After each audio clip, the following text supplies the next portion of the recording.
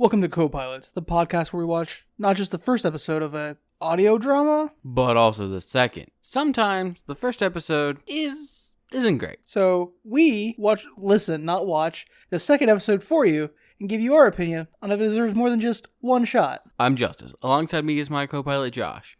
Now, let's get ready for takeoff. Your in-flight entertainment this week will be the Audible Original Impact Winter.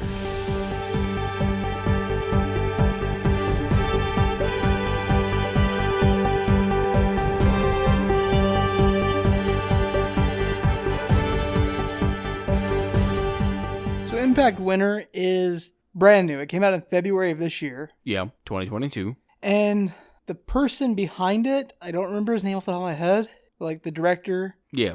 Also did Pacific Rim. Oh. And a couple other things. Okay. That's all right. Pacific Rim was pretty good. The second one was bad, but the first one was good. But Impact Winter, if you don't know what an Impact Winter is, an Impact Winter is kind of like a nuclear winter. It's an actual scientific term. Yeah, but instead of caused by nuclear bombs, it's caused by the universe's natural nukes. No, not imploding suns or stars or black holes. You know, it occurs to me the universe just really wants to kill a bunch of shit. I mean meteors. Big rocks being hurtled at planets. Yeah, he's talking about giant rocks falling out of the sky and killing the dinosaurs. Or people. People. Yeah. So one can only wish. Impact Winter takes place, I want to say, 2043? 2042, so close. Oh, I'm so bad at numbers. But in 2035, a meteor hit the Pacific Ocean. Yes.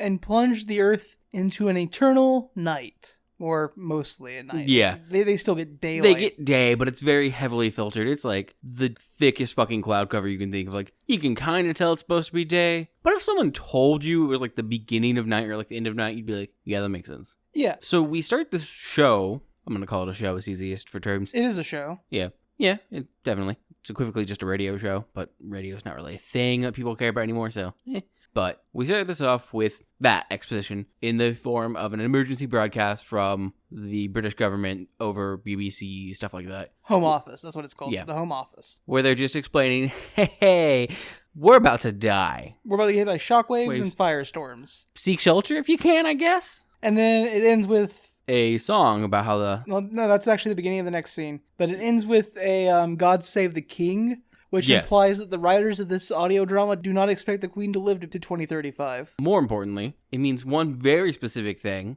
which I find very important to the story. What's that? I'm going to go ahead and spoil something, because it happens very quickly here. Impact Winter, there are vampires. Mm-hmm. So in this, it means, one, the Queen is not immortal, which, let's all face it, that's a lie. She definitely is. And two, she's not a vampire, which, let's face it, she definitely is. 2035 is only 13 years away. Yeah. I could believe she'd still be alive. She'd be like 100 and something. She's a vampire. But I could believe she'd still be alive. Yeah. But the actual story opens up after the emergency broadcast from the Home Office with the song Sun Ain't Gonna Shine Anymore. Yes. By... I don't fucking remember who it's by. The Walker Brothers. That sounds right.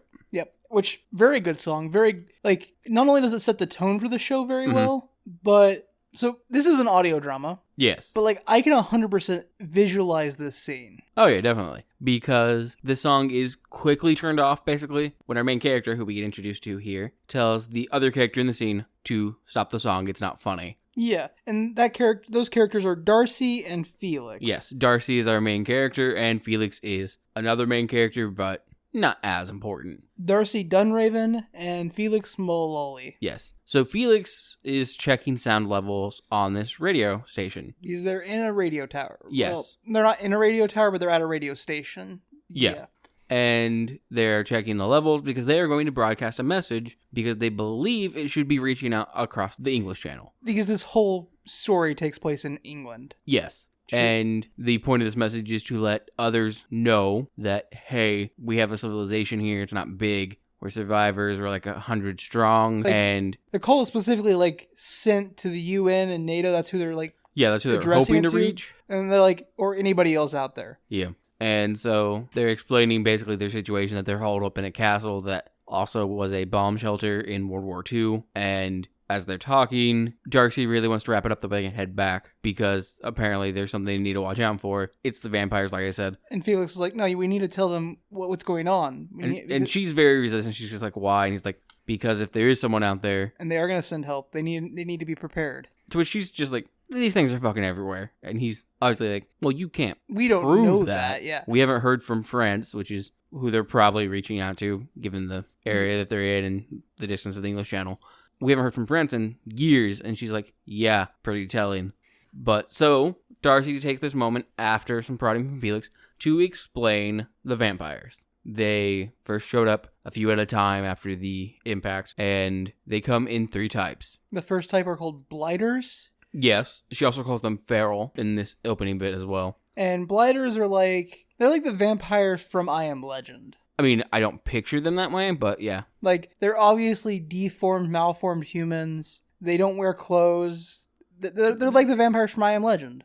Did she say they don't wear clothes? Yeah, she said you could tell them by their naked, blood-covered bodies. Oh. Yeah, like, they're more monster and animal than they are human at this point. Then the second are, I forget what she called them. Shades? Shades. She did call them shades. Shades. Yeah. Which, they look like normal people. Shades are your classic vampires. Yeah. You stake them in the heart, they go into torpor, you cut their head off, they die. Yeah. Same goes for blighters, but blighters are more like animals. Shades pass as people. Yes. And she's warning that shades are basically really fucking deadly because you can't tell the difference. And then she kind of just loses steam, and Felix once again prods her to tell them all about the final one. And she's like, I've only seen it once. And you just better hope you never run into it. She doesn't really explain that one in this instance. Can I just go through like how this scene like looks in my head?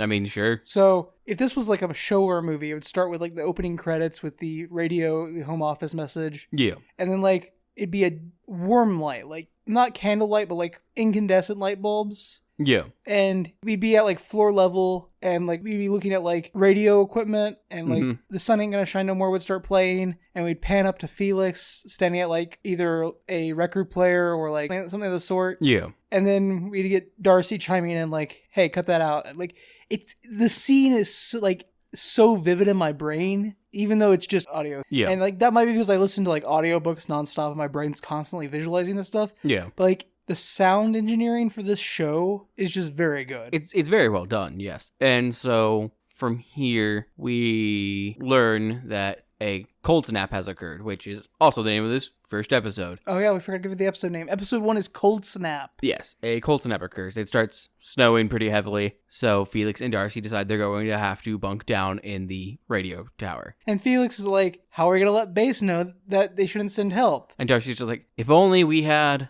a radio station. And so they place a call to Base. I don't think Base can respond because I think... Yeah, they don't appear to. It's not like it's a ham radio or anything like that. It's just they're like either an FM radio station or an AM radio station. Assumedly AM because it gets longer band range. And also it's pretty obvious with the way Darcy delivers her message, which is it's not asking or anything. It's literally just informing, hey, Storm, we're staying here. If we don't make it back, don't worry. Do not send people for us. If the storm breaks before night, we'll make our way back. If not, don't worry. We have supplies. Yeah. And we use this radio transmission as a form to change scenes to the base. Oh, and it's done so well because we go from like Darcy talking to like, slowly transition it to a 10-year radio broadcast sound. God, I'm in love with the sound design for this show. Yeah. And we are introduced to Jep. And another character who I think in this scene was the mayor. Dr. Gussie, yeah. Yeah. Gussie. And Jep is voiced by Liam Cunningham. Yep. Yeah, I almost forgot his first name. Who, if you don't recognize the name, you'll definitely recognize a character he played. He was Sir Davos, the Onion Knight in Game of Thrones. The Onion Knight, like in Final Fantasy? Dude, every fucking time they called him that in Game of Thrones. That's where my brain immediately went. Yeah, there's a certain generation of people who were like the Onion Knight, and every time they were like Final Fantasy. Yeah, but it's him and Jep and Dr. Gussie are literally just kind of talking, and Gussie's just like, "Oh, you must be worried about her," and he's like, "Well, yeah," and she's like, "You don't need to. She's really fucking good at what she does. Like, she's a natural from the moment you put a fucking sword in her hand." Yeah. So I think this conversation, and there's another conversation specific in this episode. Yeah. That feels a little tilted, like, because she's like, you don't seem like the type to worry, but like, she's known him for 7 years. She knows what type of person he is. She wouldn't say that, but it's said for our benefit. Movies do this too. Yeah, they really do. Dialogue in movies isn't dialogue in real life. Yeah. Also, at the end of Darcy's transmission, she said, I love you, Hope. Mm-hmm. And here we learn that Hope is her little sister. Yes, because they debate whether or not they should tell Hope right away. And they both agree, well, she's eating right now, we'll tell her in a moment. Yeah. Which then leads us into the scene with Hope where we meet her. I don't know if we learn here, but Jep is kind of like her... Yeah, actually we do learn it here. Jep is both Hope and Darcy's like surrogate father. He wasn't like their stepfather or anything, but he was dating their mother. We don't learn that here. We do learn that later in this episode, but... No, we don't. We learn that in episode 2 when he's talking with people. My bad, yeah. Yeah. Yep, you're right. When he's talking with Anton and... Mm-hmm. Yeah, okay. So here we then move to a scene with Hope, and I don't remember Fuckboy's name.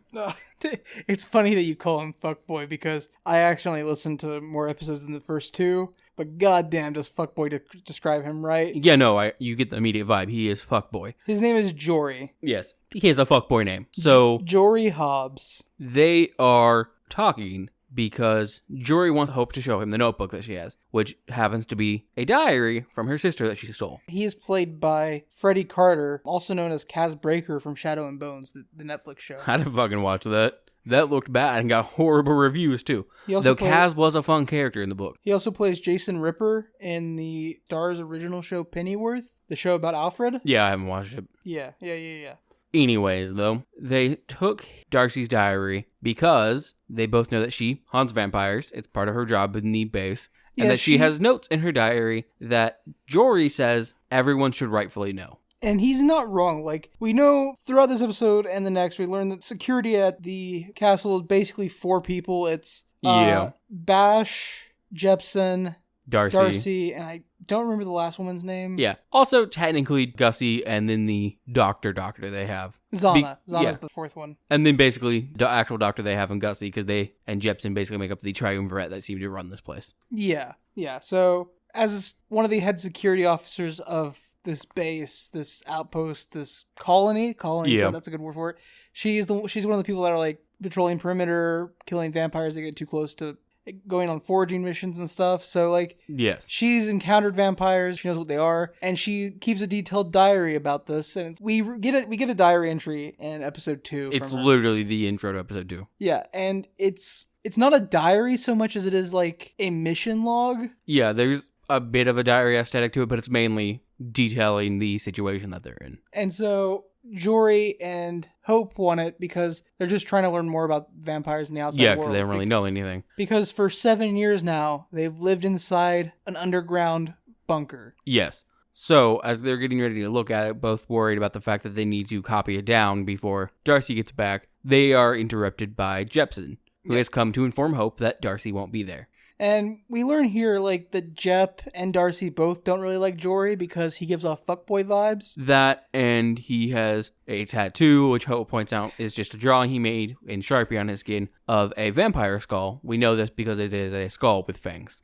I love how Jep is like... That's a bit inappropriate, don't you think? That tattoo, and Hope is like, dude, it's not a tattoo. I know we've been in a bunker, but that's not a tattoo. You spent most of your life in the real world. You know what tattoos are, Jep. Yeah, like, clearly we still have some form of electricity because we got that radio tower working and stuff. But it's not like anyone found, like, an Xbox and turned it into a tattoo gun in here, man. Well, like, so when he asks what they were going to go do, she's like, we're going to go watch an old movie. So not only do they have, they have electricity, they have running water, they have movies and music. Like, for a post-apocalyptic colony, it's pretty cushy. They're doing okay. Yeah, really the only argument is space, but like the amount of space they have. Yeah. Well, that and space tried to kill them at the very beginning of this. Yeah, the only argument is space, you know, the giant, intangible thing that tried to murder them all. Yeah, so we just learned that Jepsen and Darcy disapprove of Jory and that Hope doesn't really give a shit. And from here, we then go back to Darcy and Felix at the broadcast hour. Oh, just a thing I would like to note. They do give us like the specific county that this takes place in Britain, but I don't know those and I also don't give a fuck, so fight me. Davenport, I think. I think it was like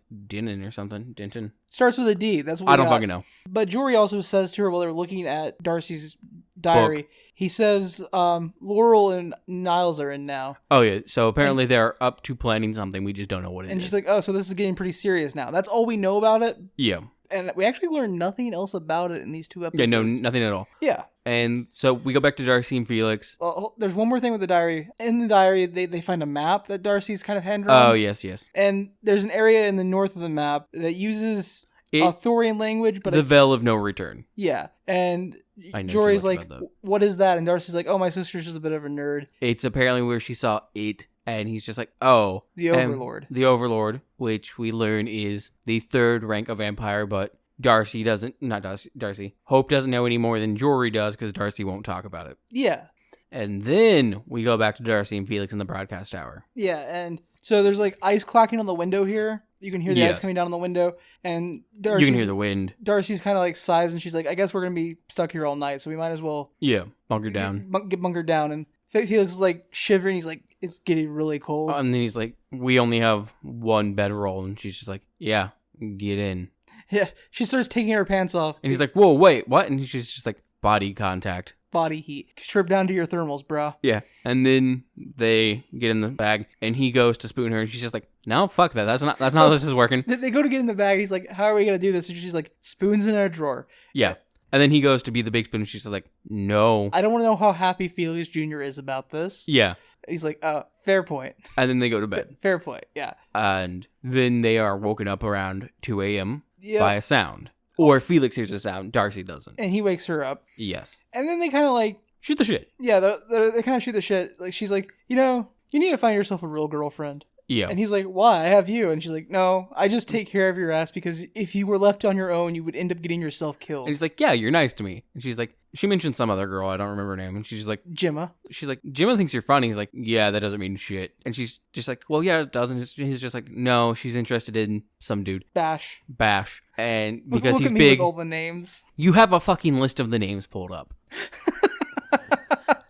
Don't act like you fucking remembered something. Don't ruin my magic. And he mentions that Gemma likes Bash because he's big and strong and good defender from a vampire. Good at killing vamps. Yeah, and Darcy's just like, they're not hard to kill. And he's like, I don't know how to fucking do it. She's like, I'll teach you. And he's like, there you go, being nice to me again. And then she explains that you kill vampires by cutting their heads off. No, that's not until after she does Yeah. No, but then he's like, what about you? You ever think about... And she's like, what? Taking a lover? And he's like... He mocks her for her language. Taking a lover? And that's like a cheesy paperback romance. And she's like, that's the only romance I have room for in my life. Yeah, he's like, I hate how much you're always being burdened with. And she's like, I'm not burdened with it. I take on the responsibility. Yeah. And he's like, yeah, but you need time for you. And she's like, I find time for myself. Like, moments like this are nice. And he's like, oh, God, you're a virgin, aren't you? Yeah, he makes a joke about her never getting laid. And then they laugh and chuckle and have fun. And then Felix pauses again. He's like, did you hear that? And she hesitates for a moment. And then we hear like a snuffling and like a bit of a rattle against what sounds like a door. Yeah. And she's like, oh, there's one trying to get in through the window. Get away from it. I'll handle this. Yeah. Although, so based on what we hear in this scene, because again, audiobook, she doesn't put any clothes on before stepping outside of the Radio Shack. Yeah, no. Like, she's just in her thermals and steps outside. We hear her fighting a vampire. And she comes back in, and then she's like, get dressed, we need to go. Yeah. And he's like, wait, what? And she says, the smell of the dead one will draw her back. Which, here, though, they also take a bit more moment to talk, because this is where she explains that you kill a vampire by chopping off its head, because staking it will just put it in a stasis, and the moment you pull the stake out, it'll be aware again. Mm-hmm. And she also mentions the fact that she's pretty sure the vampires are fucking with them on purpose, because the one she just killed was a little girl. And she's saying the vampires do it purposely to fuck with their minds, that they turn children. So, Darcy is kind of just like a badass. In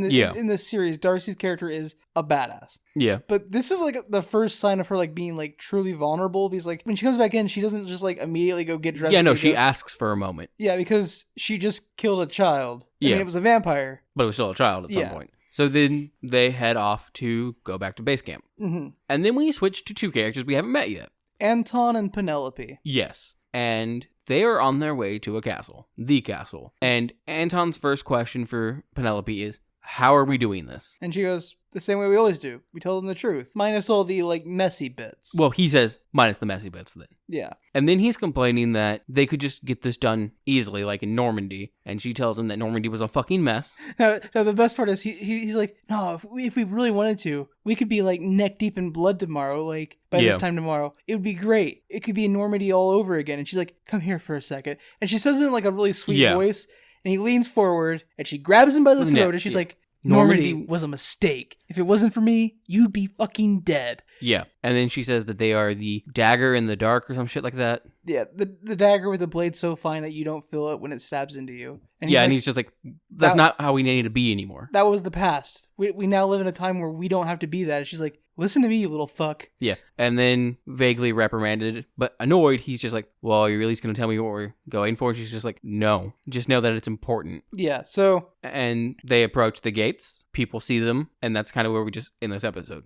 This episode ends with Bash calling to Jep because Bash is in tower. Yeah, there's two unknown people out there. They're not Felix and Darcy. They got two human-looking individuals. And Jep's like, okay, I'm sending a party up to greet them. Yep. Open the drawbridge, but don't open the gates yet. Yeah. And then we end the episode. Yep. So, what are your thoughts on episode 1 of Impact Winter? The soundscape is amazing. I'd have to agree, yeah. I like most of the voice actors. The only voice actor whose voice like grates me in any way I'm not enjoying is Hope's. Yeah. Which is, this show is like legitimately like Liam Cunningham plays Jeb. Yeah. Himesh Patel plays Felix. Yep. And you might not recognize the name, but he was the lead actor in Yesterday. Yeah. He was also in Don't Look Up. He was also in Tenet. Like, this show is just filled with, like, legit actors. Yeah, it also has a bunch of other people who were in Game of Thrones. Not any big roles in Game of Thrones, but were also in Game of Thrones. Yeah. Darcy is in a bunch of movies as well. Like, they've all done a lot of work. But yeah, just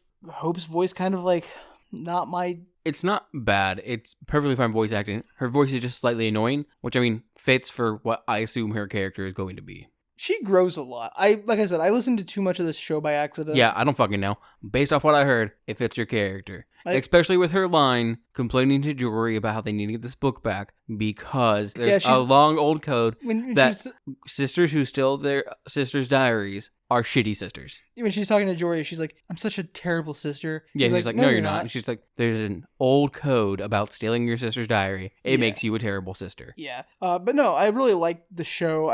Okay, so I didn't expect the show to be... I expected it to be more horror than it is, because even in episode 1 and even in episode 2, there's not a lot of horror in it. I'm going to be straightforward. I didn't think there was going to be any horror at all, based purely off of the cover art that Audible chose for it, because that cover art screams young adult power fantasy. That's a fair point. It is a woman with a hood up, holding a sword, silhouetted, snow, some smoke above with like a tinge of red of a blood moon. Yeah. It screams young adult power fantasy. Fair point. Based on the description, I expected more horror, but even then I guess I shouldn't have, because the intro to the show calls it a gothic tale of dark and light. Yeah. And like, that doesn't... those are key words used in young adult power fantasies. But it's good. I enjoy it. Like, it's a good story. Yeah, I would agree. I also really enjoy the sound design for it. Also, the music selection for the show is very strong because, like... Yeah, I mean, that's very much part of the sound design in an audio drama, though. We have just the one actual song in this. Yes. But there is a song in between episode 1 and 2. Yeah. It's just all very good. It all fits really, really well. Mm-hmm. And the arguably most important part with the sound design is everything is balanced super well. You have some audio dramas and audio plays that exist nowadays where when you have people speaking or doing dialogue, you don't have the background sounds going on, which, I mean, that is a way to do it, but it does kind of break the immersion. This is one of the ones where you have your background audio going constantly. You just balance it correctly, which doesn't sound like a big issue, right? But actually balancing something like this strictly for audio and making it all still sound fine without losing the background noise or getting too muddied or overrunning your actual main audio is kind of hard just based off of all the shit I've listened to. Like, you have so many that fail to find that balance correctly. So I know you listened to this at work. That's where I first listened to it too. Yeah. Did you listen to it with 2 earbuds or just the one? One, because I can't listen to it with 2. So my first listen through was mostly just 1 earbud, but I have listened to parts of this with 2 earbuds. Yeah. And it's not just that the soundscaping is done really well. It's done in such a manner that, like, when something in the show happens on the right side of the... It's binaural. Yeah. So most things are when, like, you have it balanced that well. It's very good. I very much enjoy all the work that they put into this. That takes us to episode 2. The Truth Unsaid. Oh, okay. I mean... I didn't know that was the name of the episode. Yeah, if you just listen to this on Audible, it's very easy to just miss that A, it has episodes, and B, that the episodes have titles. Yeah. But there are a total of 12 episodes in the first season, I guess? Yeah, I would call it a season. They all have individual episodes, and they all have a runtime of around 20 to 30 minutes. Yeah. Some are a little shorter, some are a little longer, but yeah. So we start episode 2 with a diary entry in real time, assumedly from Darcy. Yes. Because it starts with the date, and then she corrects herself because it is actually 2 a.m., so it is a new day for her. Mm-hmm. So the first episode takes place on the 16th.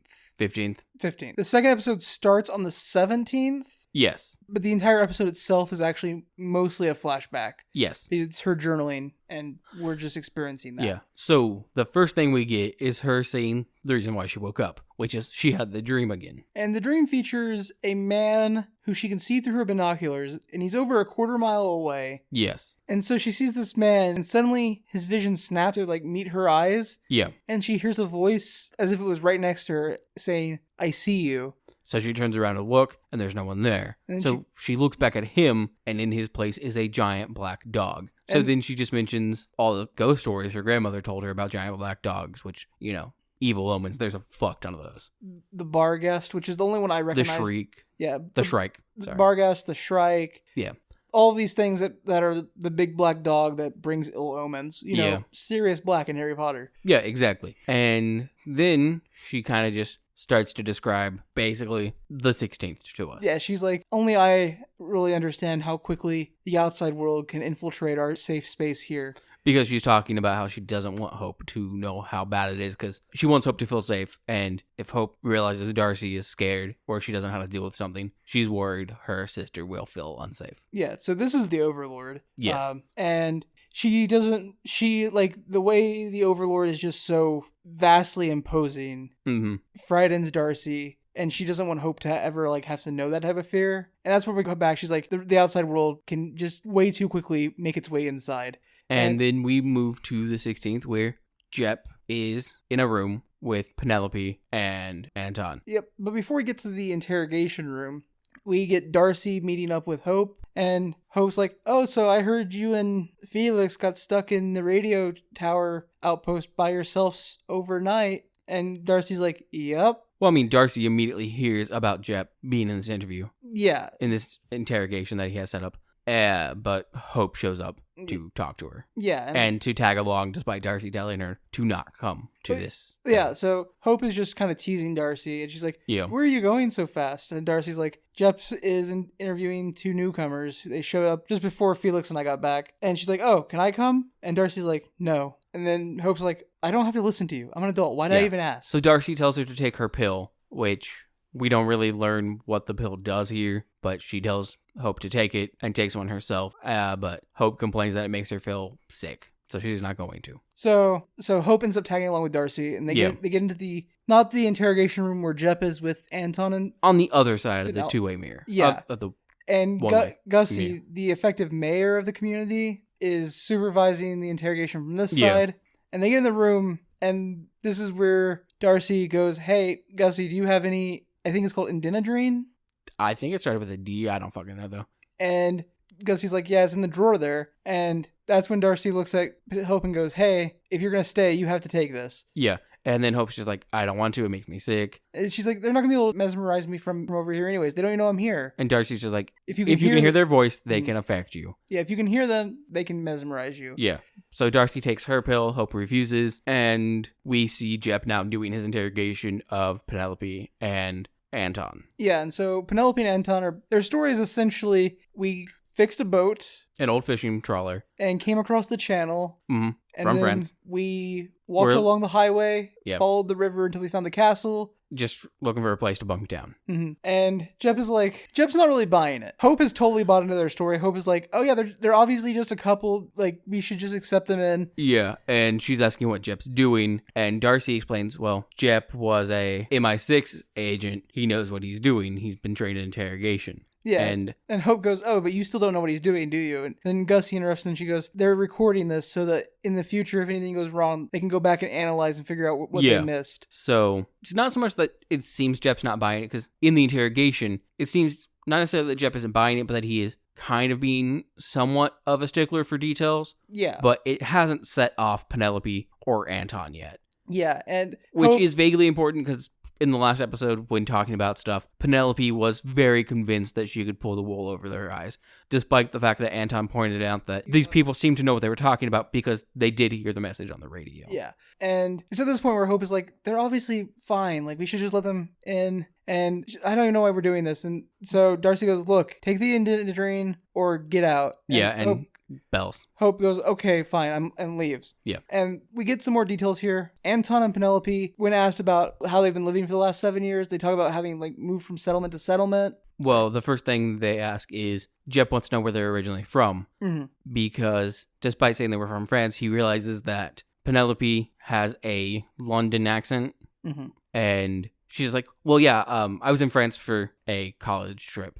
And Anton claims his family had vineyards in France. Yeah, and that's where he is originally from. And that comes up because they have what look to be grow lights, UV grow lights, in the interrogation room. Yeah, that's not what brings up where they're from, but it does mention the vineyards because they see the UV grow lights and Anton comments on it. And Jeff's just like, well, this is where we would normally grow tomatoes, but I had them clear the area so we could do this. Yeah. And this is also where Jeff explains his backstory of where he came from before this, which is he was in the area with a lady friend of his and her daughters. Yeah, they were He doesn't explicitly say that it's Darcy and Hope and their mother, but it very much feels that way. Mm-hmm. And it definitely is, obviously. Yeah, and he mentions they were on a train bound for Yeah, they were going somewhere. I don't think the train part really matters. Not specifically. And then from there, they're talking more, and Jeff's just like, though, what doesn't really make sense to me, why you guys seem to be so determined to come here? Why you were in such a hurry? And they're just like, what do you mean? He's like, well,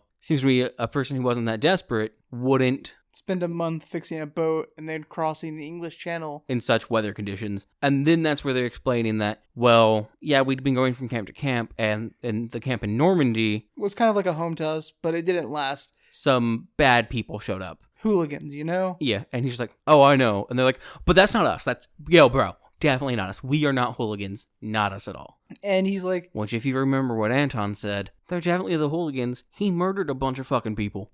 Yeah, and at this point, he kind of presses them. He's like, look, when you were in France, what was it like? Were there people? What about the other survivors? And they go to talk about the people. He's like, not the people. And Anton's just like, well, there were some rats and stuff. And he's like, I don't think that's what you would have been running from. And Anton goes to try to tell more bullshit. And Penelope's just like, the others. We were going from the others. And Jeb goes, oh, so they're there too. And you were hoping they weren't here. And they're both just like, yeah. And he's like, okay. Well, why didn't you just say that? And they're like, well, because honestly, if they weren't here and we told you, hey, we're running from vampires, you would have looked at us like we were insane. Yeah. And then there's a brief commentary on things not necessarily looking the way they actually are initially. Yeah. To which he's just like, yeah, for example, these UV lights. Specifically, she's like, we didn't mean to lie to you. It's just, you wouldn't have believed us if you didn't already experience it. He's like, I know a little something about lying myself. Yeah, we all bend the truth sometimes. For instance, the tomatoes. Yeah, and then he has the UV grow lights turned on, and he explains that while the UV ray lights aren't the sun, they work pretty well on a pinch to show people's true colors. And as this is happening, we get vampire shrieks and cries of pain from Anton and Penelope. Well, they're not even grow lights. They're high-powered UV bulbs. And Anton's like, the light alone's not enough to kill me. And Jeff goes, yeah, that's why I got my axe. Under the table, pulls out axe to attack. And then we go from Jeff's perspective area to Darcy standing outside, telling Gussie to hand her the crossbow and let her in. Yeah, and Anton, knocks Jeff out of the way, hits him. Takes the axe and bails out of the room when it is assumingly unlocked for Darcy to go in. And Darcy enters and she trains the crossbow on Penelope.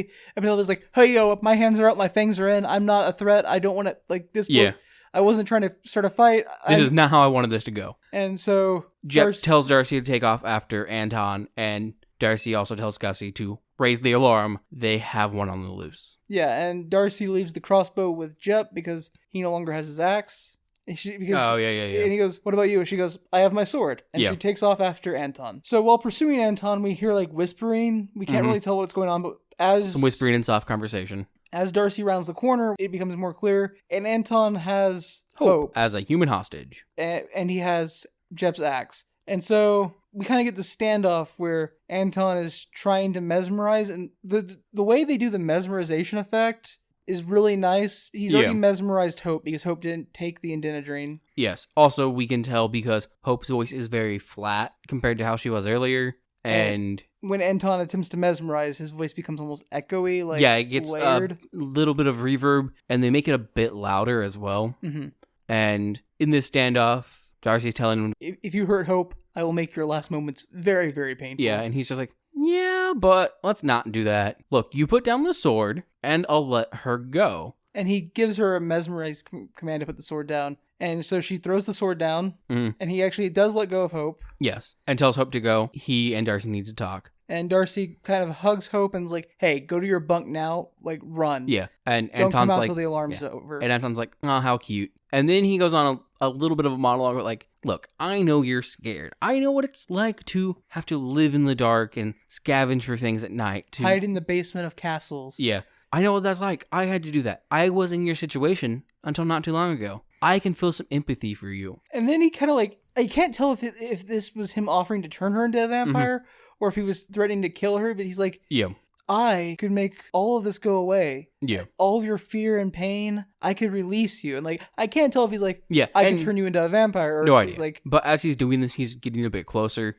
And Darcy says, I can pick up my sword and kill you before you can get me. Yeah. And he's just like, you don't need your sword to fight me. You don't need your sword at all, using his mesmer powers. And she just agrees. And as he gets closer, he's also still got the axe, and like she talks him into disarming the axe because he's trying I'm just trying to have a conversation, and she's like, you don't need an axe to have a conversation. He's like, oh, this little thing, I don't need this at all. Yeah, he talks about how it's pretty old and probably wouldn't do anything anyways. And so he throws it aside, and then he gets up to her and he's like, you don't need to be so afraid. Your heart's beating so fast. And she's like, oh, that's probably just the pill. He's like, what pill? And she's like, oh, the one I took so that your fucking hypnosis bullshit wouldn't work. And then she fucking murders the man. I don't know how she kills him because she doesn't use her sword, because after she finishes fighting and killing him, she goes, you're right, I didn't need the sword. But like, I assume she just rips his head off with her bare hands. Yeah, well, I mean, like, she's like 19 or 20, like... Or, it's possible he dropped the axe at an angle where the blade was actually kind of sticking up. We don't know how clear this hallway was. You knock him down, curb stomp his head the way his neck goes through the blade. Who knows?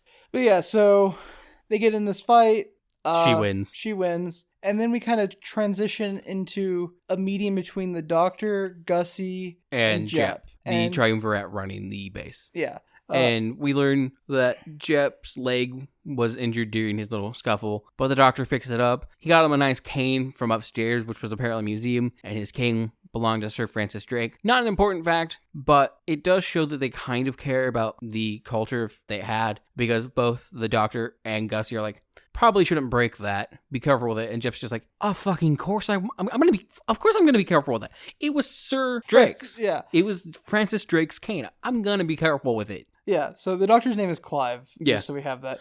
But... So Clive, Gussie, and Jep are all talking about the strange situation they find themselves in regarding Penelope, who is currently locked up in the security wing. Yes, because she's apparently seeking asylum. Yeah, and Jep is really pissed. He's like, what are we fucking doing? She's a vampire. We should have killed her. My job is security. You're making that really fucking hard. And Gussie's like, well, she came asking for asylum, and like, we can't just murder somebody who's not actively like trying to harm us. And Jep's just like, why not? And she's just like, And then Clive's like, because we can learn a lot from her. Yeah. It's so rare to have a living subject. Yeah, and he's like, and then Jeff's like, she's not alive. And he's like, we don't potato. Well, Clive's just like, well, we don't really know. And then they're kind of talking, and Jeff's just like, is she even willing? And Clive's like, eh. And Gussie's just like, we also don't know if the experiments would hurt her or anything. And he's just like... And Clive's like, well, it really depends on how she feels pain or if she feels pain. And Jeff's just like, I'm not bothered by the fact that it'll cause her pain. Yeah, so we cut from them to Hope and Darcy. Yes. And Darcy's just like trying to make sure Hope's okay after being held as a hostage. Like, hey, you can talk to Gussie. She was a psychiatrist. A trauma therapist. Trauma therapist, yeah, sorry. And Hope's just like, no, I don't remember anything. It's fine. Yeah. And that's kind of the end of this episode. Yeah, it's basically just the end of it. Yeah. I think Darcy once again touches on the fact that things are more dangerous than Hope knows. Yeah, because again, this episode's all flashback. So Darcy ends her diary entry with like, Hope has come to like view this place as boring even. Which is good. It's good that she's bored. It means she's super fucking safe. And like she doesn't understand how dark and how dangerous the outside world can get and how fast things can change. Yeah. And then that's kind of just the end of the episode. Yep. It's very good. A lot of building in this episode. It says a lot of intrigue. Penelope like being in the castle is an obvious risk to everybody. Yep. We still don't know what Jory and Hope and their other friends are planning. We don't know if Penelope was actually seeking asylum or if she was seeking something else, or if she actually was seeking asylum, well, then what is she seeking asylum from? Assumedly, it'd be an overlord vampire, which would be really obviously a strong BBEG, big bad evil guy, for the series, or season at least, but we don't know. Yeah, so what did you think of episode 2? Honestly, I liked episode 2 more than episode 1. Episode 2 does a lot more to build the world. Which is why I like it more. Yeah. I like world building. And also, I mean, I enjoyed the tiny bit we had of Anton and Penelope at the end of episode 1, so getting more of them in episode 2 was good as well. Yeah, I think just adding a larger variety of cast makes the show kind of glow. Yeah. Because having Anton, who like exists for an episode and like 3 or 4 sentences in episode 1, immediately getting murdered, sets some stakes. Yeah, agreed. Penelope like working a subterfuge that hands up, fangs in. Hands up, fangs in is such a good line. That's my new squad call. That's what my entire squad's gonna say when we head out places. Hands up, fangs in. Instead of fucking wheels up or whatever that shit was, it's gonna be hands up, fangs in. Fuck. Yeah. No, I'm a huge fan of this. I really like the show. I would definitely finish it based on these 2 episodes. Yeah, I would definitely watch more. Well, listen to more of it. I would consume more of this form of media, of this specific show. Yeah. And I mean, like, the entire show, the entire first season is like 4.5 hours, but 29 minutes of that is in credits. So it's really like 4 hours for the entire first season. Yeah. Very reasonable, especially if you're listening to it while you're doing anything else. Yeah. Yeah. I'm very much enjoying this series.